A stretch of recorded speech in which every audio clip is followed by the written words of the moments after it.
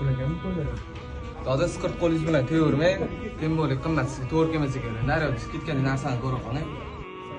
Keling amak. O'zingizgami? Ha. Mana mashina ko'ring, kiyimni sotib beramiz. Nima yo'q qimmat etas oldin. Amaki, olsangiz oling, o'z joyi ham meniki emas. Yoqmayapsiz. Menga qarang, bundoq yuring. Tashqari ko'chani ko'rsatib olay sizga.